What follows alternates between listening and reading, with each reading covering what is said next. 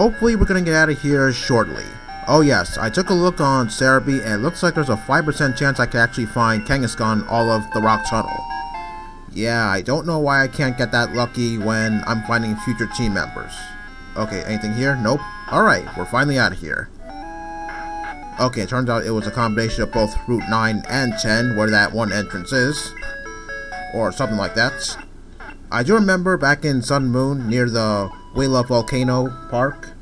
Yeah, I was trying to find a Kangaskhan and it did take forever. I think I had to resort to having those cube bones call for backup. And occasionally it was a Kangaskhan. But I wanted one specifically with Scrappy since I think that's the better ability. Okay, back to Cerulean City so I can take on the Nugget Bridge. Well, actually, they're not called the Nugget Bridge anymore since they're not exactly on the bridge. They're more like the Nugget Gang, I guess. The Nugget Trainers, I think. But before I do that, there's that one hidden item that's about. I'm gonna go get that right now. Yeah, this won't take long. Well, hopefully the wild Pokemon are nice to me. And if I'm not mistaken, I believe the hidden item is somewhere close to where the Cerulean Cave should be, but it's not. Yeah, I still don't get why they didn't throw the Cerulean Cave in this game. I'll be honest, I would love to see that one Mewtwo sprite. But if I were to see that, then maybe it would be in a fan-made game or something. Okay, I believe it's right to the left in that little corner over there. I thought I was close to it, but it turns out it was a little bit longer than I expected. And it's kind of a shame how these wild Pokemon are at a severely low level. Not worth my time fighting. Okay, here it is, and this thing is the Berserker gene. Only making an appearance in Generation 2. So what it does is, it's a held item and a consumable as well. So yeah, when you send out your Pokemon, they get a +2 attack, but they also get confused as well. Yeah, it's sort of like Swagger actually. Yeah, I guess it's a good item, but at the same time, if you could get past the confusion, hopefully you can make good use of that. Hopefully you don't switch out your Pokemon when that happens. Okay, now let me see if I could just store away these items, because I don't want to run out of space again. I ran out of items and I ran out of space in my PC again. Great. Excuse me for a second. Okay, I sorted out my item problems. And now I'm back on Route 27 again because Cool Trainer Reno wants to rematch me one more time. So yeah, let's fight her. And since I got the machine part back to the generator, I think her team has grown just a little bit. So yeah, seriously, that item problem, if it's not one thing, it's the other. So what I did was, I had some vitamins in my PC that I actually forgot to use. I used all of them on Lugia and Ho-Oh since I recently got them. So I figured I might as well just raise up their stats just a little bit so that way they could do well in future battles. Whenever I decide to use them, which won't be for too long since my team is almost at level 60. Let's go with Suicune, why not? I think I need all the power I can get because I did say that this Nidoqueen would be level 40 the next time I fought it. And I believe it's holding a pink bow as well. I'm not really sure what it's supposed to be used for Nidoqueen's purpose, but it's there nonetheless. I take it you could actually steal the pink bow from this Nidoqueen using Thief, but I'm not really sure why you want to do that because, well, you should already have one from the Day siblings. Anyway, I think this is her last lineup, so yeah, if she calls me again, then I'm just going to fight her off screen, because there's no sense in showing this battle over and over again if she's not going to raise her Pokemon any further.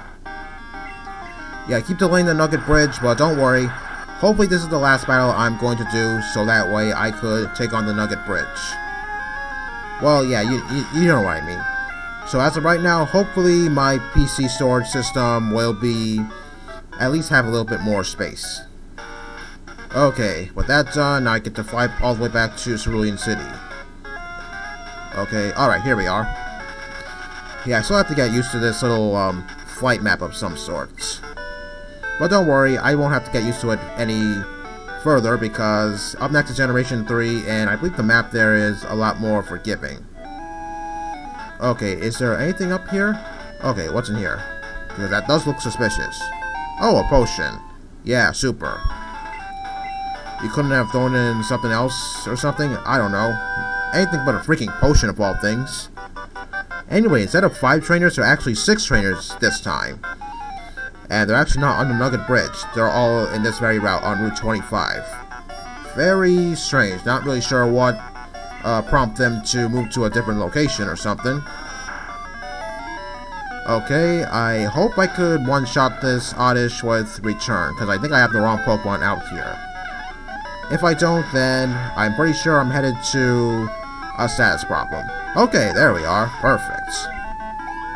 And since Raikou and the other Pokemon have been hogging all the action, I might as well just switch over to Tyranitar and see what it can do. Okay, they say the same thing as they did before. I did my best, I have no regrets. Okay, hopefully Tyranitar can take on something that it can handle. Well, since I do have Flamethrower, maybe I can take down something that Tyranitar is weak to, called Type Coverage for a reason. So yeah, that item problem, hopefully that's the last time I'm going to have to deal with it, although I seriously doubt it. Anyway, last video I was talking a little bit about my adventures in Ramanas Park with all the legendaries. And yeah, it did take quite a while, and my adventures underground was anything but spectacular either, since yeah, I had to go through a lot of digging in order to get those mysterious shards as well as those large shards. I usually try to go for those large shards so that way I can get my slates a little bit faster, but those don't come around often as much as those mysterious shards, the small ones. And the fact being that sometimes the game doesn't give you a whole lot of time to dig out your treasures, especially when it comes to the fossils. It is very frustrating that you lose out on whatever you see, but you couldn't dig out in time because the wall just collapsed. But I already did all the legendary stuff and whatnot, except for Heatran, I believe, in Ramanas Park. So yeah, hopefully I could do something else within the post-game, whenever I can actually get there. As for my Master Ball, I did use it on Giratina. I didn't use it on the runners because, well, since there are 2 runners, I don't think there's any point in actually using a Master Ball. But I will admit one thing, Cresselia was pretty hard to catch, despite the fact that it had Moonlight, which means I pretty much had to do the same thing I did back in, I believe, Platinum. In regards to the 3 birds, they all had roosts, I believe, so as you can imagine, I had to use Quick Balls on them because if I just fought them the old-fashioned way, then they're just going to keep using roosts to the point where I'm not going to get anywhere and I'm going to die eventually. Since I did use a Crobat against those 3, since as a combination of Mean Look and Hypnosis. But as for what I did with Cresselia, I actually did something different this time. Instead of going with Crobat, I actually went with Jinx. I figured since the 2 runners are 2 psychic types, I might as well just resist all their psychic attacks. So yeah, Jinx has a combination of both Mean Look and Lovely Kiss, so yeah, I guess it's for the win. At least I don't have to take any super effective hits from both Mesprit and Cresselia. I think that would be a pretty good idea in Platinum, but yeah, Moltres is my biggest threat. And not to mention the fact that Jinx has pretty weak physical defense, which means Zapdos can probably kill me with whatever physical flying type move it has. Actually, no, I take it back. I just remember that Zapdos learns Drill Peck in Platinum at level 71, so yeah, maybe I could have done that, but I don't really remember what moves Zapdos has. All I remember is Moltres is my biggest threat, so yeah, there's that. But as for the other 2, Mesprit and Cresselia, even though back in Platinum they didn't have any psychic moves, I could have used Jinx against them, but I'm not really sure where you can actually find Jinx, or even Smooth Jump for that matter.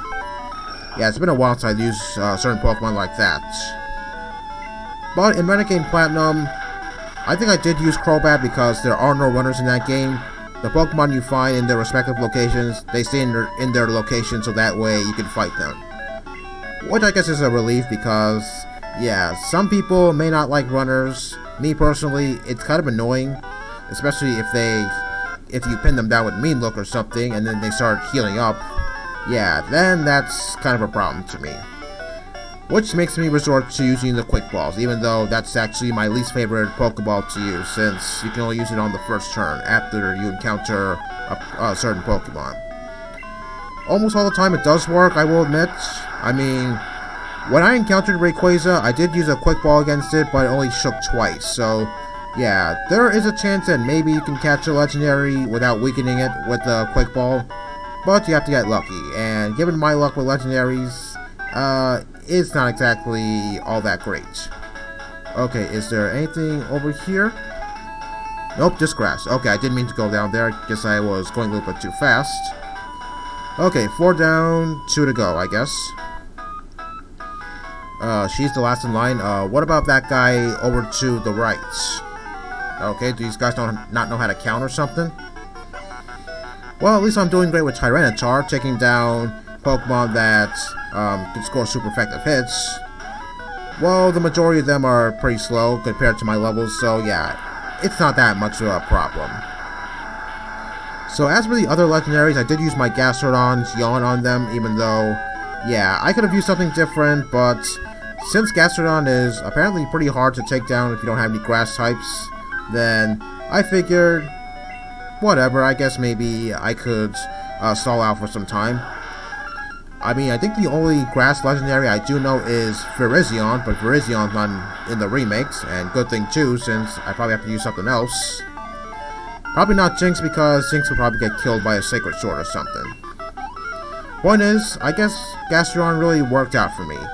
Hopefully I can use it again soon, even though it's kind of an underrated Pokemon, and I do want certain moves on it involving a ground move, but, yeah, I want to make room for both Yawn and Recover.